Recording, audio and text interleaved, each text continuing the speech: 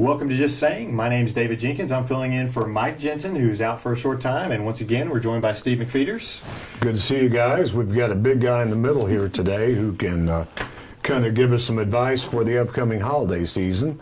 And we hope Mike is watching from home as he recuperates. And Mike, we miss you about that much. And I don't really have the mustache to fill in for him, but I'm going to do my best here. And we're joined by Corporal Clark Parrot with the Missouri Highway Patrol, and he's here to talk to us today about safety on the highways. It's a holidays, time of year where there's a lot of accidents and things, and we want to kind of keep that to a bare minimum if possible. And so, what are some of the things that you guys are doing to help keep the road safe? Well, traditionally, Thanksgiving holiday is the busiest travel time of the year.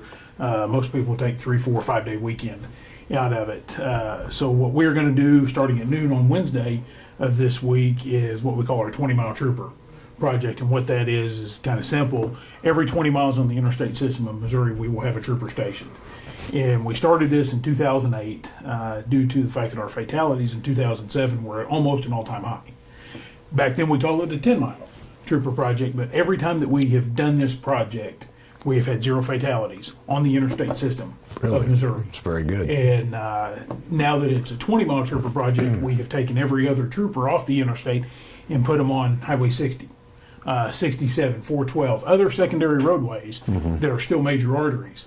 And again, every time we have done it, we've had 0 fatalities on the days that we have done this project.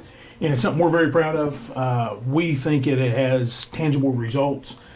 We went from almost a record high to we are on pace this year to be at a number we have not seen since 1943. I would assume that the busiest days, the Wednesday before Thanksgiving. Yes, it'll be the Wednesday and Sunday. And we will be doing that project again on Sunday as well. And typically through the holiday season all the way through the new year, you're going to have increased travel, I would think. Yes. And people trying to get home or trying to get to a ball game or to a Christmas party, and the advice is the same, isn't it? Be careful. Yeah, the advice is the same. Be careful, drive at the speed limit. But especially this time of the year, as you mentioned, with parties and travel, that sort of thing, is use a designated driver. Yes. Nothing is worth, having a traffic crash because you're impaired, intoxicated. A lot of the taverns, bars, that sort of thing, have programs with the cab companies. Sure. Don't be afraid to use those because what we don't want is intoxicated drivers out there on the roadways, unbuckled, unrestrained, and having traffic crashes. And you just can't, the statistics speak for themselves, don't they, on that? And it's heartbreaking. Yeah. And, especially this year, we are on pace to be at a number we haven't seen since 1943. But 64% of our fatalities this year have been unrestrained. Which means people aren't wearing seat belts and that. And, if you take where we're at and where we want to go, it's got to start with seatbelt. And people have to wear that seatbelt. Hey, do you think it's in the wintertime with people wearing extra coats and things? Does that have anything to do? Why don't you buckle up? What do people tell you? I've heard every excuse. I don't like the way it feels. I forget. I don't want the government telling me what I have to do in my own car. Sure. And I get all of those answers and those reasons.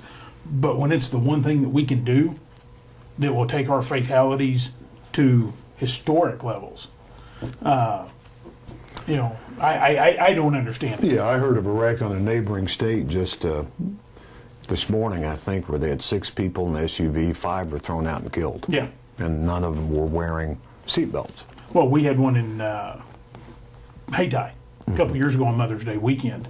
10 people in a Ford Expedition ran off the right side of the roadway, car started flipping, and witnesses told us that every time it flipped, a body came out of it. Wow. We landed 6 helicopters on the interstate to transport 6 to Memphis, had to call the coroner to get 3. One person was treated and released at the scene, and that was the driver because she had her seatbelt on. Wow. So to me, it's not worth. And I get the don't want the government in our lives, but when it's the one thing that we can do that will save our life, why would we not do it? And don't ask me why, but somebody home loves each one of us. True. And wants us to come home. At least our moms. To a point. Yeah, to a point. But that's the thing that gets me is it's the one thing we can do but we forget it. And imagine what would happen. I think in this room there's probably 6 or 7 cell phones Right. I was going to say between each of us. And not just the fact, and I actually think that we are starting to win the battle a little bit on cell phones and texting and driving with that. But imagine what would happen if we put the same priority of our seatbelt as we do our cell phone. Drive down the road, holy cow, I left my cell phone at home, turn around and go get it. What happened if we got halfway down the road and went, holy cow, I forgot to put my seatbelt on, Sure. and put it on? Well, I know if you creep up alongside somebody, and I've seen it several times, and they're texting on the phone, you kind of, grip the wheel a little tighter, and maybe it's starting to sink in because it sure is. It's like a missile, of someone trying to text. Well, and that's what, for early on a couple of years ago, I think I did 17 texting programs in about a week and a half period, and I hit just about every school in southeast Missouri trying to do that, get the message out. And I think the younger people are starting to get it, but, those of us who have a little more experience in life, we still think that we're invincible. Oh, sure. From that fact, and what gets me is none of us can text very good. No, Not like the 16-year-olds do, No. but they can't drive the way we do. True. And there has to be a trade-off there. And I think the message of, there's no text worth your life or your Facebook post or, cat playing a piano is worth your life or somebody else's. Well, it's funny if you drive by someone texting, they usually have their phone up at the steering wheel. So Yeah. it's very visible. So what do you guys do when you see that? Well, right now in the state of Missouri, there is no law in place for those who are 22 years of age and older Okay. against texting and driving. It's 21 and under. I see. Cannot text and drive. But a lot of times what we see is the behavior from staring at the phone instead of down the road, center line, fog line, Sure. that sort of thing. So those are violations. Right. And we are, that's a hazardous moving violation. So we are taking the appropriate action And with that. saving somebody's life in the process. Well, we hope so. Yeah. And there's a lot that goes in. When we were at 1,257 deaths in 2007, last year was 825. We are well below that number this year. And if things continue where we're at, we're going to be below 700 this year. That was a goal that we set in the blueprint for the Coalition for Roadway Safety set to be at by 2016. We're possibly 3 years ahead of schedule. I think great. it's a highway patrol, it's MoDOT, the healthcare professionals, Air Evac, the schools, everybody needs a pat on the back. Yeah, absolutely. But I mean, the newspapers for running the press releases that I send out, that may strike a chord with somebody somewhere that says, hey, you know what? They're going to be out and about, or somebody does care for me. Yeah.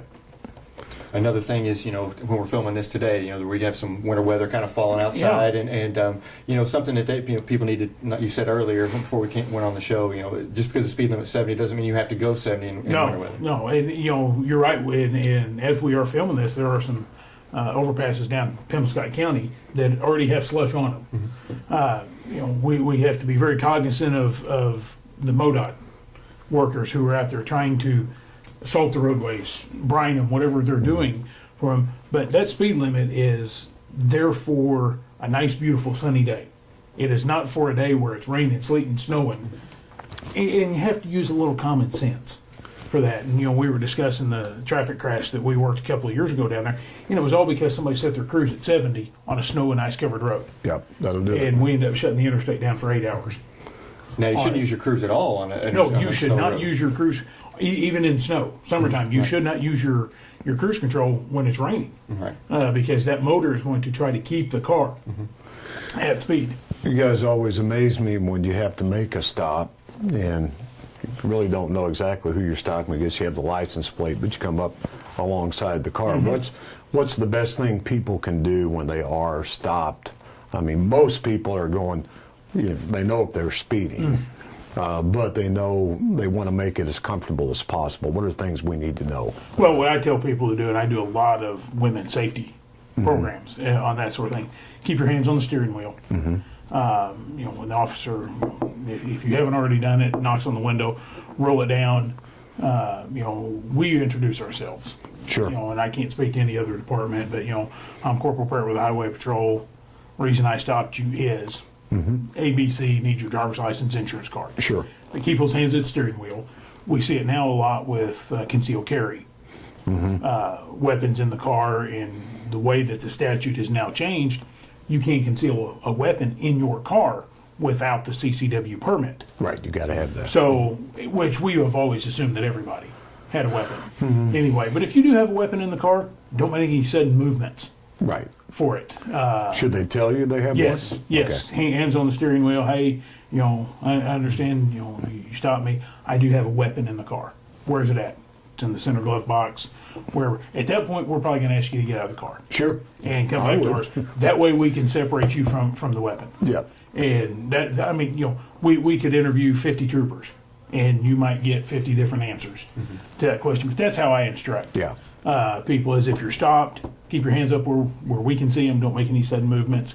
Tell us what you've got. And most of the people will do that. It's the ones who have it in there but don't want to tell us. Yeah. That's That's the ones I'd worry about. Yeah, that's for sure. And then that's when we have to do things accordingly and follow our policies. During the holidays too, you have your DUI checkpoints or Yes. sobriety checkpoints, and people sometimes, if they pull up into that, they just need to go through it, right? They don't need to Need to follow the directions. Follow the directions. Because everybody that comes through there in our DWI spot checks have been vetted by the Supreme Court. We have to check every car Sure. that comes through there. Now, if we're in a situation where the traffic backs up and it starts creating hazard at the back of the line, we will just temporarily, all the officers will walk off the line. Sure. Get all the cars, flush them through. But we stop every car. Need to see your driver's license, insurance card, and a lot of times we may stick our head in your car just Sure. to get a good whiff of either you or your passengers. And Right. of course, if you've got folks that are drinking, consuming alcohol, you're going to smell it. Yeah. Anyway, have you had anything to drink this evening? Yes. Put the car in park. Need you to step out, and we're just going to put you through a few sobriety Sure. tests. If we need to, we can take you to the alcohol testing van right there at our spot check. But they have a wonderful deterrence for alcohol impairment. We were doing one in Cape last summer, and while we were setting out the cones, the flashers, we got 4 people that rolled through it, just come through and run over our traffic cones and everything else. That's a good On indicator. it. Yeah, that's what we call a clue. Yeah. But and the amazing thing about some statistics and stories, 4th of July this year in the city of Atlanta, Georgia, there was a 7-car traffic crash on one of the interstates there. 6 of the 7 drivers were arrested for DWI. Wow. 6 of the 7. On any given night, 2 out of 10, 3 out of 10 cars will have an intoxicated driver behind the wheel. Now, during the holidays, if you have a designated driver and you pull over, do they say, hey, I'm a designated driver? Do Yeah. they volunteer that? Oh, yeah, yeah. I don't think they would. And I wish we had gold stars. Yeah. Teddy bears or attaboys, or we could take their name down and put it in the paper. They did it, and everybody in the car. And they plan for it. They planned for it. They had a designated driver, and we could just say, hey, this is the way you're supposed to do it. Sure. But all too often, the paper is filled with the Save- other side of it. Save a lot of grief. The folks who, I drove home last weekend, didn't have any problems. Drove home last night, intoxicated, no problems. There's always that one time. Yeah, That's all it takes. Yeah, none of us are invincible. That's right.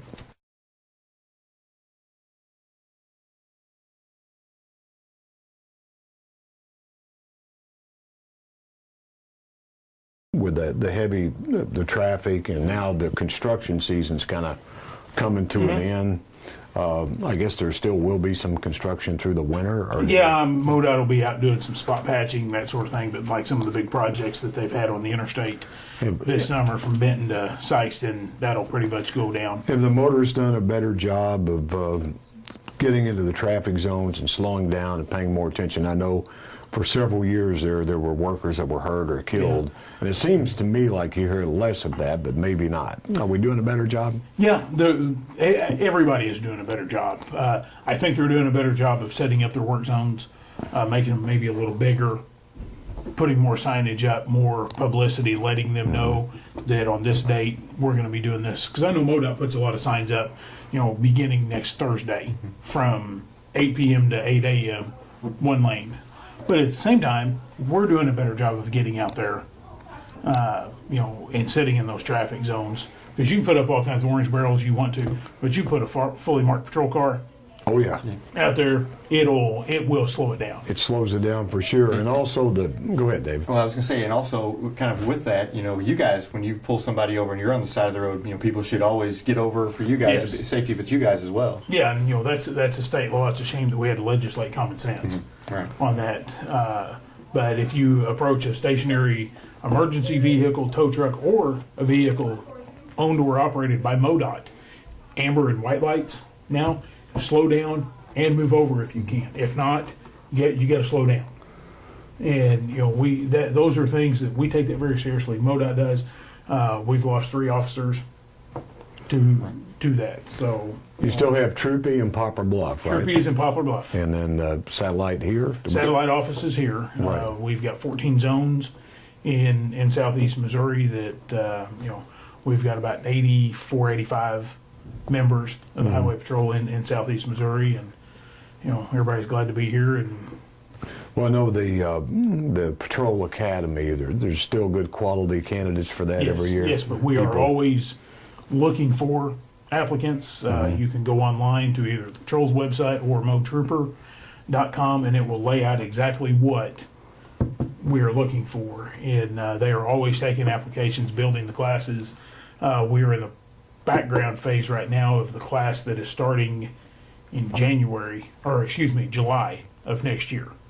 So it's about a 9-month process just to get to our academy. Sure. And then we've got some, in 2015, January of 2015 will be our 100th class. Wow. So they're going to make a big to-do of that and a big production. Well, there's nothing you like to see more if you're in trouble on the highway than a highway patrolman. I can assure you that. When you see one coming, that fear that you have of being out there and broken down or something, that you just know that you guys do a great job on. Well, I appreciate that. And I was somebody the other day who said something similar to it, and I said, well, we're kind of like the power company. Mm-hmm. You don't ever want to see us unless something bad has happened or the electric's off. But then we can't get there quick enough. Well, the guys who don't want to see you are the ones throwing beer out the window before you can knock Yeah. it. Yeah, or the ones that are speeding. True. And we all just think, oh, it's just speeding. What's the big deal about that? Well, it's one of our top 3 factors of our fatal traffic crashes. Sure. So now you combine that with alcohol or cell phones and not wearing a seatbelt, which is why our fatality numbers are where they are. Yeah, and advice for parents or grandparents that have kids or grandkids about to drive. What's the best thing you can do as a parent or grandparent? Just because somebody is 15, if you as a parent, if they won't clean their room, why would you instruct them how to train a car? Just because you're 16, and we see this, 16-year-olds that aren't ready to drive.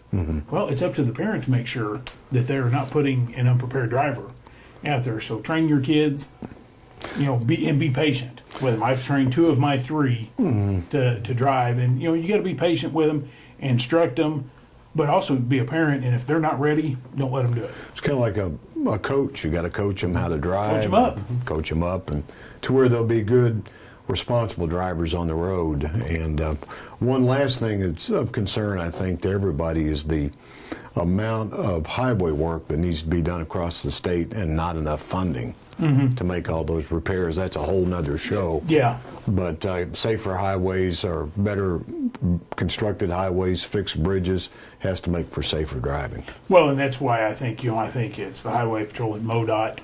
These cables that they've put up on the medians, they help. Yes. So it's all working. All right, we appreciate it and all the service that you guys provide, and drive careful over the holidays and wear your seatbelt, get a designated driver, and don't text and drive. That's right.